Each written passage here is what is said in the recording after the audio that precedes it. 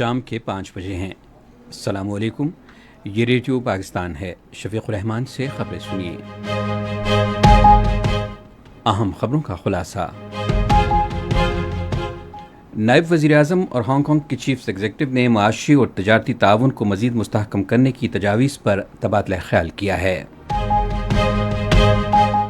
Chairman joint chiefs of staff committee نے کہا ہے کہ پاکستان اور بھارت کی افواج کے درمیان 22 اپریل سے پہلے والی صورتحال تقریباً بحال ہو گئی ہے۔ ایتھوپیا نے اعلیٰ تعلیم کے شعبے میں پاکستان کے تجربے سے استفادہ کرنے میں گہری دلچسپی ظاہر کی ہے۔ اقوام متحدہ نے اپنی جانوں کا نذرانہ پیش کرنے والے 2 پاکستانی امن فوجیوں کو بعد از وفات تمغے دیے ہیں۔ اور اب خبریں تفصیل کے ساتھ۔ نائب وزیر اعظم اور وزیر خارجہ سینیٹر محمد اسحاق ڈار نے ثالثی کے بین الاقوامی ادارے کی تجویز اور اس کے قیام کے لیے چین کے وژن کی تعریف کی ہے۔ انہوں نے یہ بات ہانگ کانگ میں ثالثی کے بین الاقوامی ادارے کے قیام کے کنونشن پر دستخط کی تقریب سے خطاب کرتے ہوئے کہی۔ تقریب کے دوران نائب وزیر اعظم نے پاکستان کی جانب سے کنونشن پر دستخط کیے۔ انہوں نے اس اہم تقریب کی میزبانی کرنے پر چین کو مبارکباد دی۔ نائب وزیر اعظم نے کہا کہ اس منصوبے کو شروع کرنے میں اور ایک مشترکہ تصور کو حقیقت میں بدلنے میں چینی قیادت کا اہم کردار ان کی دانشمندی کا ثبوت ہے۔ انہوں نے کہا کہ بین الاقوامی انسانی حقوق کے قوانین اور انسانی اصولوں کی خلاف ورزی کرتے ہوئے 1960 کے سنتاس معاہدے جیسے عالمی معاہدوں کو معطل کرنا نئی اور خطرناک روایات ہیں جو قائم کی جا رہی ہیں۔ اسحاق ڈار نے تنازعات کے پرامن حل کے لیے پاکستان کے پختہ عزم کا اعادہ کیا۔ نائب وزیر اعظم محمد اسحاق ڈار نے ہانگ کانگ کے چیف ایگزیکٹو جان لی سے ملاقات کی۔ انہوں نے سرمایہ کاری اور تجارت سمیت معیشت کے مختلف شعبوں میں تعاون کے فروغ پر تبادلہ خیال کیا۔ انہوں نے چیف ایگزیکٹو کو عالمی مصالحتی ادارے کے قیام پر مبارکباد دی اور بطور عالمی مرکز ہانگ کانگ کے کردار کو اجاگر کرتے ہوئے عالمی مصالحت میں اس کی بڑھتی ہوئی اہمیت پر روشنی ڈالی۔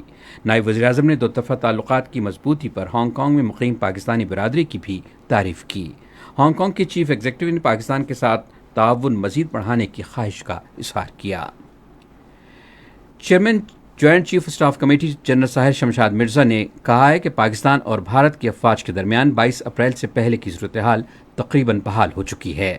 رائٹرز کو ایک خصوصی انٹرویو میں انہوں نے کہا کہ اس سے حالیہ کشیدگی کے دوران تعینات کی گئی افواج کی تعداد میں کمی کا اشارہ ملتا ہے۔ جنرل ساحر شمشاد مرزا نے کہا کہ حالیہ لڑائی کشمیر کے متنازع علاقے تک محدود نہیں تھی، اس لیے کشیدگی کا خطرہ بڑھ گیا تھا۔ انہوں نے کہا کہ دونوں ملکوں کے درمیان کشیدگی میں کمی کے لیے کوئی پس پردہ یا غیر رسمی بات چیت نہیں ہوئی۔